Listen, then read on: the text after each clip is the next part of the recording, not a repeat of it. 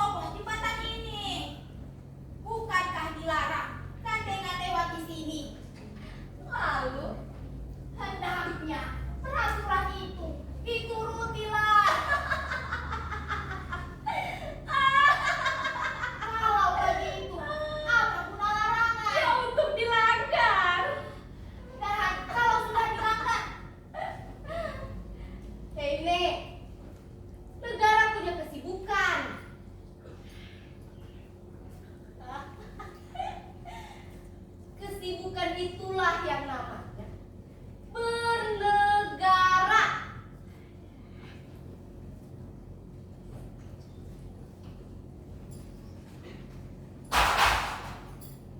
Kalian dengar itu? Kali ini, itu adalah suara gemuruh. Apa? Itu loh, Neng. Geruduk. Itu biasanya tanda. Tak lama lagi, hujan turun. Sialan! Ina! Kenapa, Kak? Percuma dandan. Aduh. Belum tentu juga hujan turun. Hah? Belum tentu. Apa kau mau hujan? Aduh. Ina, dengarkan baik-baik.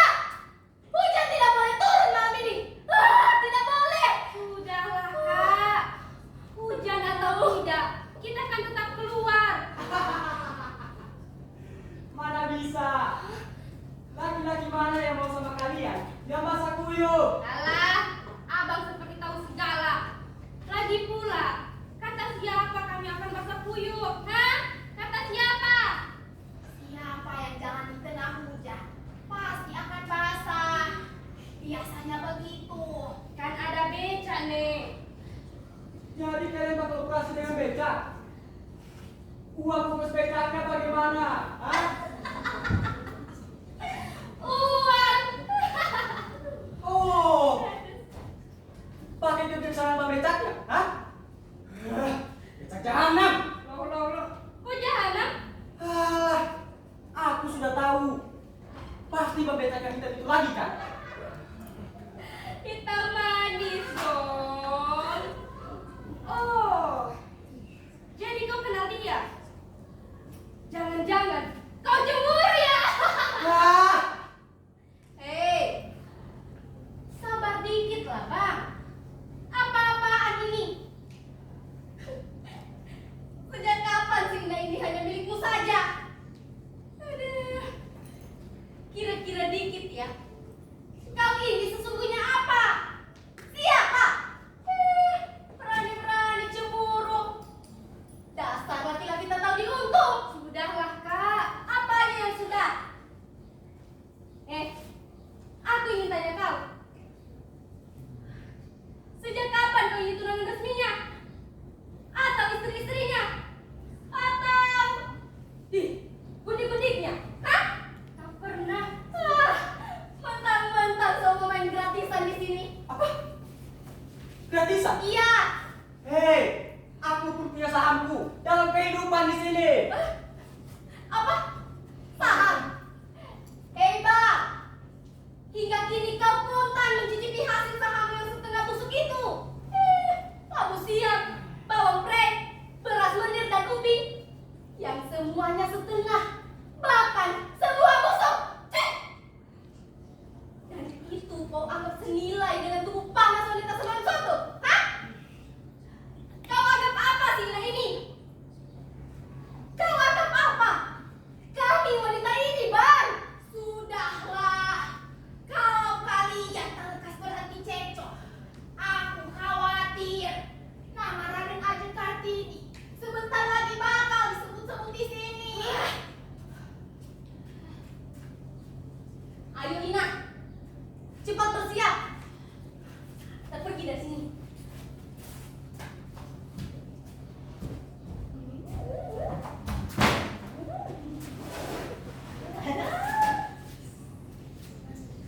Teh, ikat.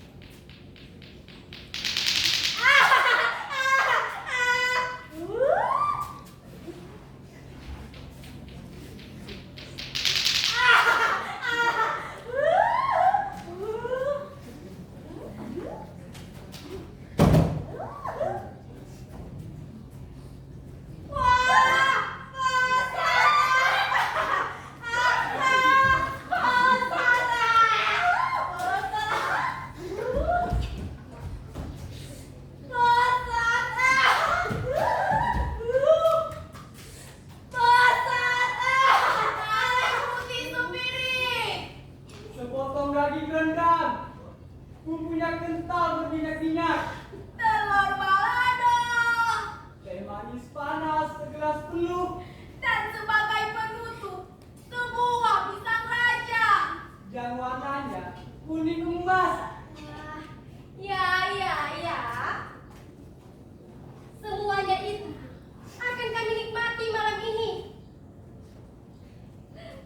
Cara apapun akan kami jalani, asal kami dapat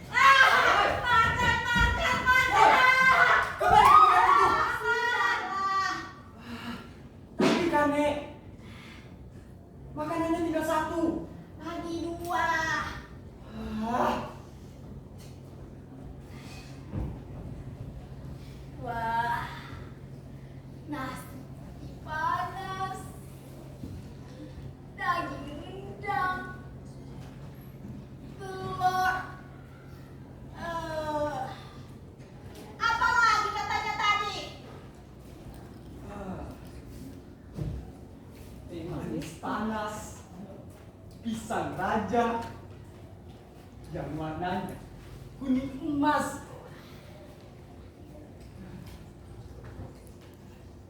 Aku heran, nenek kok masih hafal itu semua? Hafal apa? Itu loh nek, rendang, telur, pisang raja dan segala macamnya. Loh, kenapa mesti lupa? Setelah bertahun-tahun hidup begini, Hei nak, ini kau dengar baik-baik. Bagaimana aku bisa melupakan seperti yang dikatakan Ani tadi? Tidak bisa nak. Sama seperti tidak bisanya aku melupakan raja kanak-kanakku dulu. Melupakan bubur merah putih yang sangat kusukai. Bila ibuku menyuguhkannya padaku sehabis aku sakit parah. Melupakan uap sanggul ibuku sehabis mandi. Kemudian melenakan aku tidur dengan cerita-cerita wayang tentang Gatot Kaca yang perkasa, tentang Dewi Sinta, tentang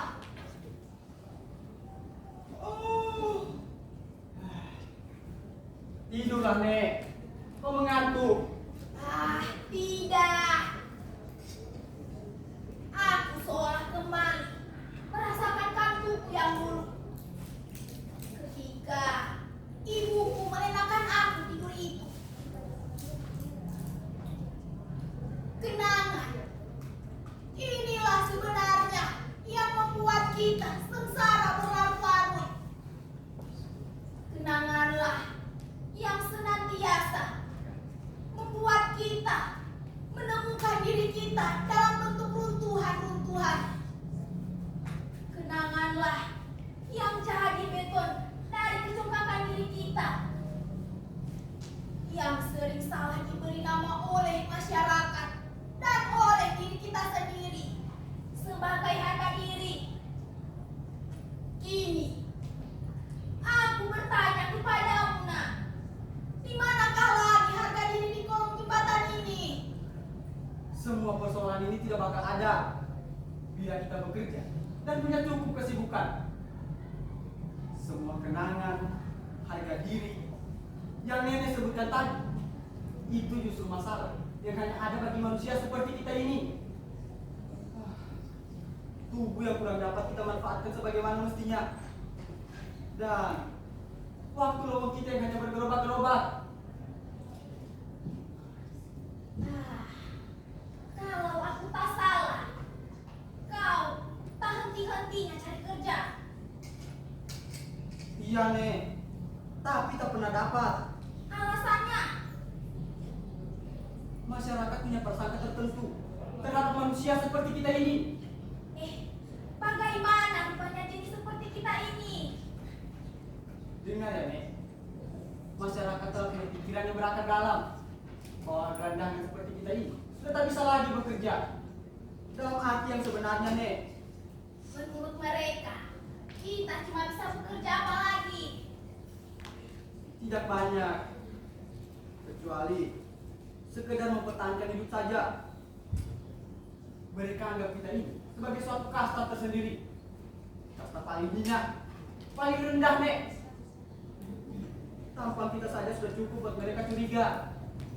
Habis, tampang bagaimana lagi yang harus kita perlihatkan kepada mereka? Selain tampang kita yang ini juga, bahwa tampang kita nampaknya kurang menguntungkan. Salahkah kita ini nek? Bahwa dari timbunan pakaian kita menyusup uap yang bersih, uap dari air kali yang muter di kolong jembatan ini.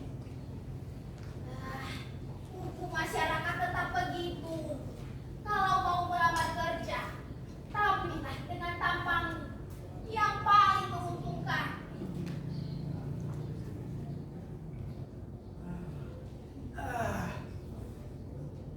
Kalau aku memiliki setelan gambar dengan sepatu kulit dari macan tutul, dasi sutra, dan rambutku dibalut dengan minyak luar negeri. Nenekku yang terhormat, apakah tempat sampah ini masih tempatku? Apakah masih manusia gelandangan namanya aku, Nek? Ya, di mana mesti mulai? Di mana mesti berakhir? Bagi orang-orang seperti kita ini. Menanti-nantikan datangnya kebetulan. Dan bernasib baik. Itulah sebenarnya yang kita lakukan di kolong jembatan ini. Nek, satu persatu kita mungkin akan berakhir di sungai yang botek ini. Mayat kita yang telah busuk dibawa ke RSUP, lalu ditempeli dengan tulisan tak dikenal. Kita dikubur tanpa upacara, atau paling-paling mayat kita disediakan sebagai bahan pelajaran bagi mahasiswa-mahasiswa kedokteran, Nek. Itu masih mendingan. Itu namanya. Bahkan dengan mayat kita masih bisa menjadi pahlawan-pahlawan tak dikenal lewat ilmu urai untuk mahasiswa-mahasiswa kedokteran. Apa jadinya dengan pendidikan dan kemanusiaan nantinya tanpa kita?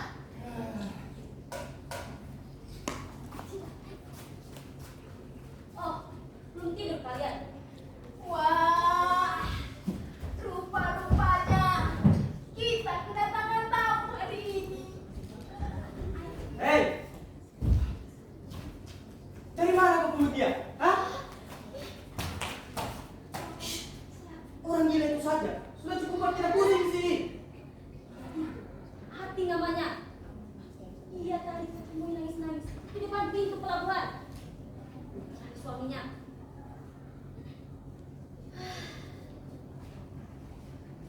Setelah modal aku mengitari pelabuhan bersama dia, suaminya tetap tak ketemu. Sudah naik kapal barangkali.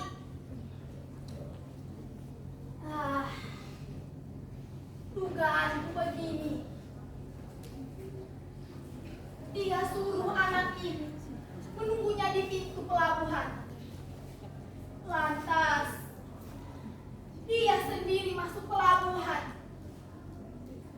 Kemudian, dia keluar lagi dari pintu lainnya.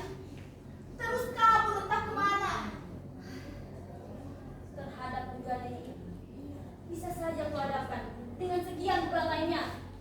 Dugaan orang tua biasanya lebih berdasar. Itu pengalaman atau firasat nih, Nek? Dua-duanya. Aku dulu mantan istri seorang kelasi. Di mana-mana kawin, di mana-mana meninggalkan pengantin baru dengan janji-janji setinggi langit. Dia berjanji mau bawa saya ke kampungnya di seberang. Katanya ayahnya aja kopra di sana. Dia mau beri saya rumah. Sudahlah, Nak. Aku sudah mengerti. Mari kita lihat ini persoalan anak. Anak ini sudah di sini. Dan kalau saya tak salah, anak tak ingin pulang ke kampung dulu. Saya malu, Nek. Kami berangkat dari sana dengan pesta dan segala. Dan koperku dengan segala pakaian dan perhiasan emasku di dalamnya telah dibawa kabur, Nek. Wah, hebat juga orang seberang itu. Tapi, apa betul dia dari sana? Hah? Katanya begitu. Kak, bawalah aku, Kak. Kemana? Terserah. Pokoknya jadi juga aku nelayan. Tidak mungkin. Pendaftarannya sudah penuh. Kalau bos tahu kau itu bersamaku, bisa-bisa aku dipecat. Kalau begitu, sembunyikan aku dalam milikmu. Tidak semudah itu. Aku tahu, tapi aku tidak mau tahu, Kak. Yang aku tahu, aku masih muda. Dan bahwa aku pun berat juga. Akan sedikit cinta dan sejemput bahagia, Kak. Sedikit cinta, sejemput bahagia. Hei, kesempatan untuk mengejar itu semua Setidaknya, tidaklah di kolong jembatan ini. Kata siapa aku datang kemari untuk itu?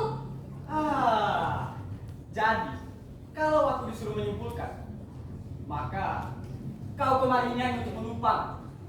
Lalu bagaimana besok? Hah? Dan kau, besok kau akan ke kampung orang. Lantas, bagaimana dengan nasib dari cilik ini? Aku tetap belum ikut berlayar, Kak. Itu tidak mungkin. Begini saja. Usul saya, sebaiknya kau pulang saja ke kampung halamanmu. Kalau begitu, kenapa kalian masih ada di sini? Kenapa tidak pulang saja ke kampung kalian?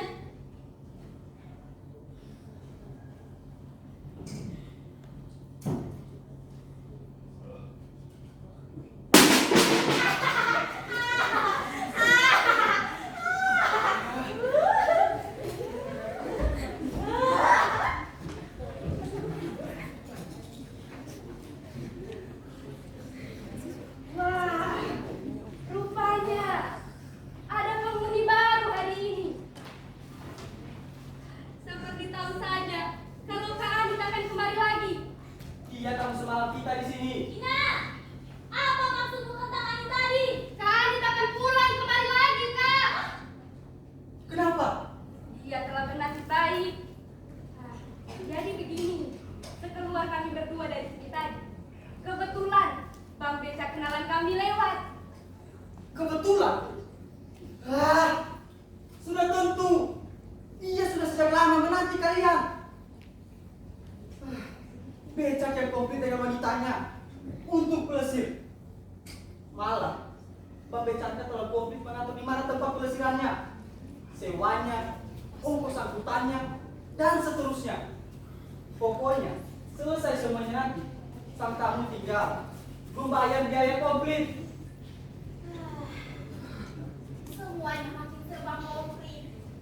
Tapi rasanya aku seperti makin kurang saja. Tapi, ada kebenaran Bang Becak yang jadi kaya raya dengan usaha seperti itu. Dia punya hubungan sekaligus dengan 10 sampai 20 wanita. Dan dia juga punya hubungan rapat dengan pelayan-pelayan hotel. Dia jadi semacam Francis Kosiran. Dia sudah punya mobil, didirikan rumah gedung di kampungnya. Malah baru-baru ini dia mendirikan lagi sesuatu yang mentereng di kota ini. Dan kalau tidak salah, bulan depan dia bakal naik haji. Hah? Dari uang lendir? Dari uang lebih atau bukan, pokoknya dia bisa naik haji. Bulan dia nanti dari sana, dia berhak pakai sorban. Itu pun kalau dia mau. Nah, haji sungguhankah dia atau tidak? Hah? Apa tidak ada peraturan yang bisa melarang orang seperti itu pergi ke tanah suci? Kira tidak pantas para orang untuk menunaikan ibadahnya. Soal ngaji satu lendir itu semata-mata urusan dia dengan Tuhan, bukan dengan panitia haji. Untuk soal lendirnya, dia telah berdosa. Untuk naik hajinya, dia jelas berbuat kebaikan dan pahala. Hanya Tuhan yang tahu. Sudah, kita sudah lewat melangkur. Ina, coba teruskan ceritamu tentang Ani tadi. Kak Anita rupanya sudah ditunggu oleh langganannya. Apa? Langganan? Ya, loh, babak gemuk yang punya pabrik mie. Sudah 3 bulan mereka berlangganan. Suka betul kata Kak Ani. Dan ternyata bapak itu pernah minta Kak Ani supaya mau kerja padanya. Hah? Kerja? Ya, kerja. Katanya sekedar mengurus dia dan anak-anaknya saja. Berapa anaknya? Kalau aku tak salah, 16. Hah? 16? Ya ampun, masih si Ani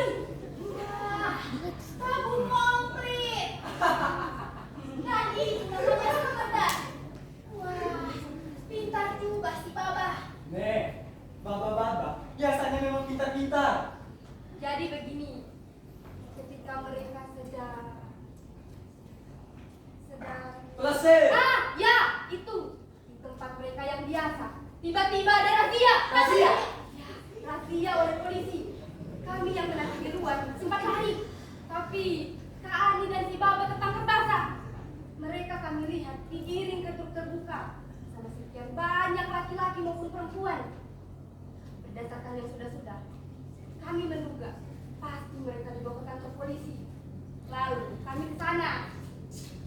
Dan kalian tahu, di depan polisi, si Baba meminang Kak Ani. Hah? Dan Kak Ani berkata iya. Aku sangat gembira atas putusan Kak Ani.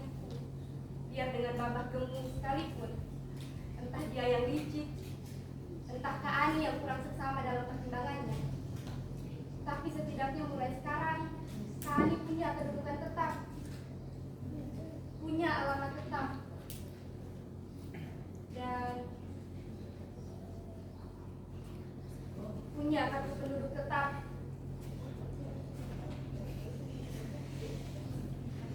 Dan aku sendiri pun sekarang ingin menyampaikan sesuatu kepada kalian semua.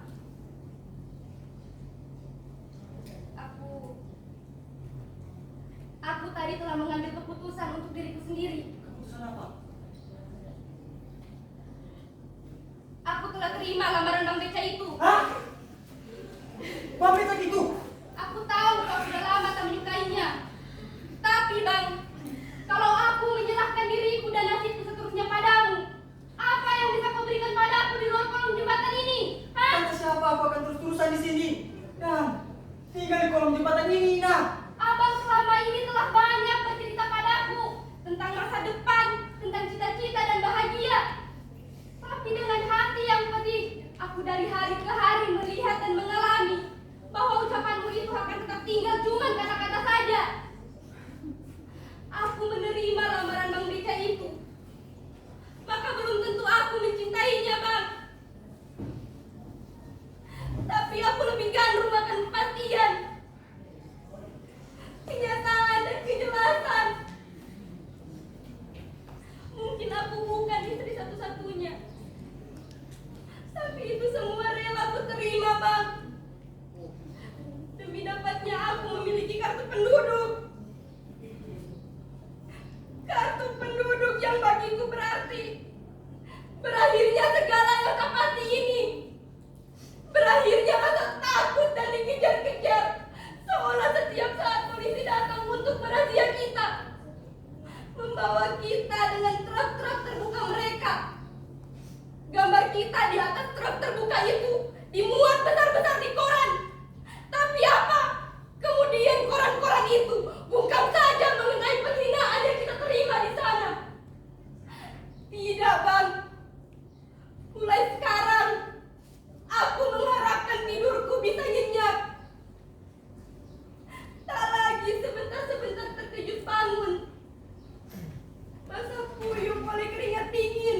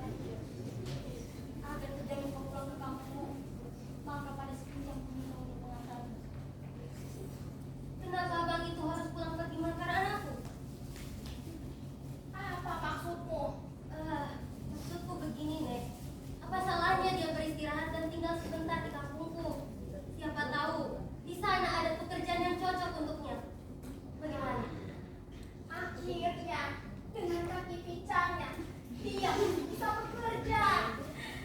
Setelah orang tuamu melihat bakat-bakat petaninya, siapa tahu dia diangkat sebagai sebagai menantu. Apa? Menantu? Menantu siapa? Hah? Apa maksud kalian?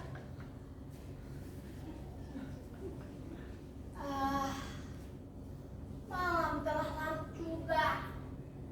Sedang matahari besok pagi sudah mengantar beberapa dari kita ke tempat yang jauh-jauh. Bahkan ada yang harus berlayar.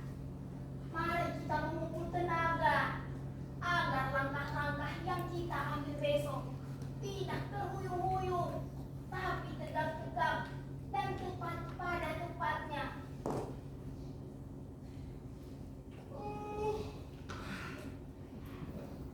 Selamat beristirahat. Jika benar kalian menghendaki aku untuk memulai hidup baru, aku akan memulainya dengan baik-baik. Ya, aku akan mengantarnya ke sana.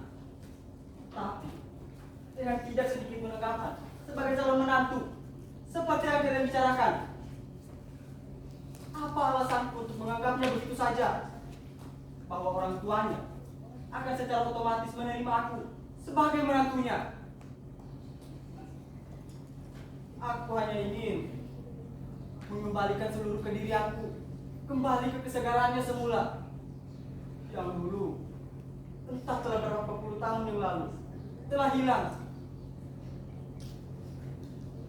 Aku akan datang sebagai pelamar kerja, pelamar keadaan dan kemungkinan hidup yang lebih baik kembali. Dan sudah tentu mereka berhak menolak aku.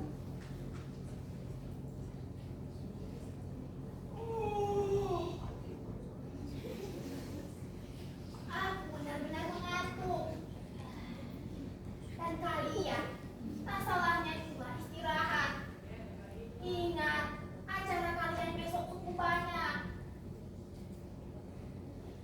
Besok kami semua akan pergi, kecuali nenek. Mau kemana aku? Ikutlah bersama kami besok, Nek, ke kampungku. Tidak. Aku sudah terlalu tua untuk ikut dengan siapa-siapapun. Lagi pula, kalau aku ikut, bagaimana dengan kolong jembatan ini? Dengan RT 0, RW 0 seperti kata Ina tadi. Justru karena hal itulah, Nek, jembatan ini kan juga bukan milik siapa-siapa. Nenek pun boleh saja meninggalkannya. Kau tak tahu apa arti kolong jembatan ini dalam hidupku. Sebagian dari hidupku telah kuhabiskan di sini. Memang dia milik siapa saja yang datang kemari. Karena rupa-rupanya memang tak dapat berbuat lain lagi. Ia milik manusia-manusia yang terpojok dalam hidupnya, yang kenangannya bergembira dan tak tahu akan berbuat apa dengan harapan-harapan dan cita-citanya. Usiaku yang semakin tua, semakin tua kita, semakin lambat kita, semakin keluar kita dari rel. Dan akhirnya dari tunakarya kita jadi tuna hidup. Selanjutnya tinggallah lagi kita jadi beban bagi kuli-kuli yang membawa mayat kita ke RSUP.